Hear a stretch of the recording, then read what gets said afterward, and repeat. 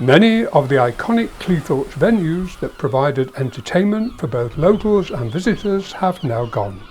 Others have been repurposed to serve the community in new ways.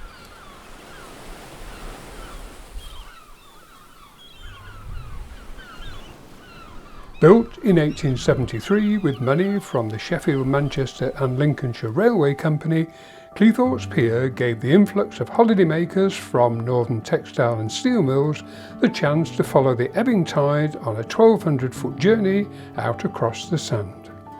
The addition of a pavilion in 1888 hosted dances, concerts and other entertainment. When the original pavilion was destroyed by fire in 1903, a new one replaced it nearer the shoreline. It included shops and cafeteria.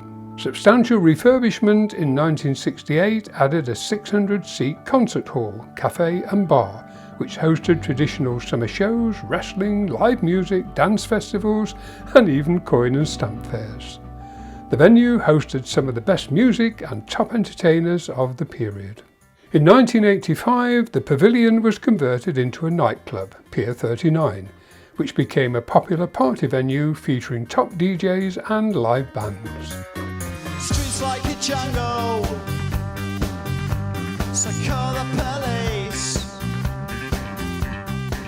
The new century saw a turbulent period for the pier with several changes in ownership and purpose. But it continued to be a centre for entertainment and community events, including the legendary Millennium Celebration Party on the Pier, hosted by Viking FM Radio.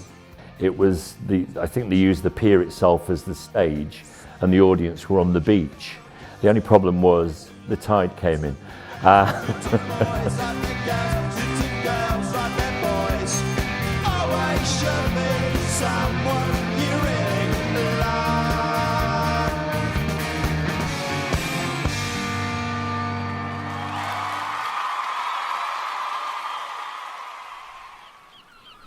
The pier finally closed as an entertainment venue in 2015, but its latest reincarnation still provides another popular seaside attraction.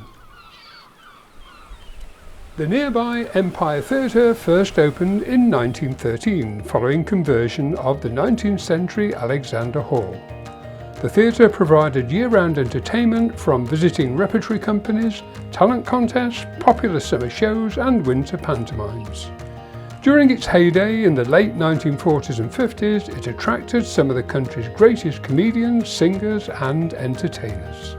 As television became more popular and the summer season shorter, audiences began to dwindle and the final curtain fell in 1960. First becoming a bingo hall, it is now, like the pier, another popular seaside attraction.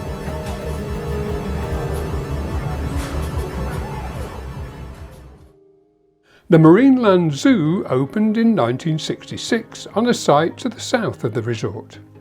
It boasted a wide range of aquatic and land-based animals, including lions, elephants, bears, penguins, dolphins, and even a killer whale called Calypso. People come back time and time again to Pleasure Island. Is it the fantastic family fun and entertainment? Is it the unbeatable value of the biggest day out on the East Coast?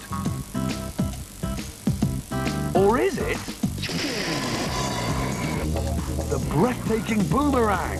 When the zoo closed in 1977, the site was redeveloped into a family theme park, which opened in 1993. Visit once and you'll come back. Pleasure Island's 6 different zones, each with its own themed landscape, rides and shows, proved popular with both visitors and locals alike.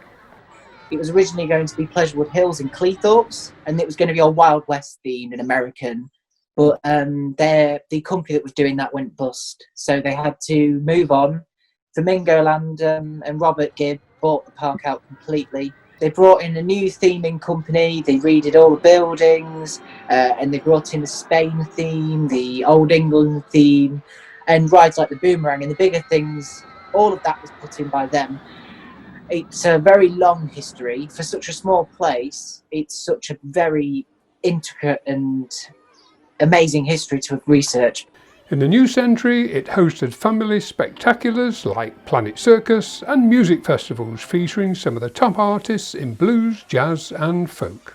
Yeah, we did Cleethorpes Rocks. We moved it around a bit, that we did it in Pleasure Island. So Pleasure Island theme park, we used the giant food hall there, and we had the Proclaimers on one year. That was tremendous. And we could do 2 stages because they had a McCormack's, which is a restaurant bar at the front of Pleasure Island, and the large food hall at the back, so we were able to utilise that. And that was the birth of the Cleethorpes Blues Festival.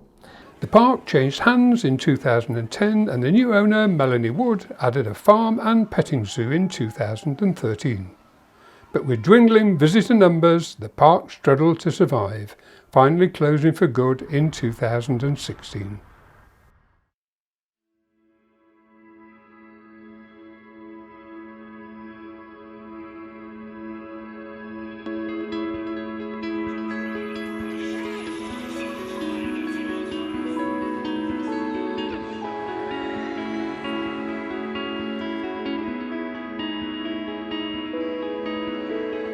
Now the ghosts of theme parks past haunt this eerie, derelict site as nature begins to reclaim the land. You know, as part of the local history, I understand some people don't see it as really that influential. I think Pleasure Island was the reason that Cleethorpes was really put on the map.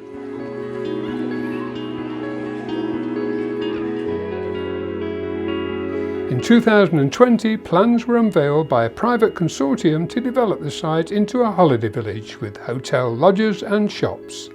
The £57 million project will create 350 jobs, and this once abandoned site will once again attract visitors to this popular seaside resort.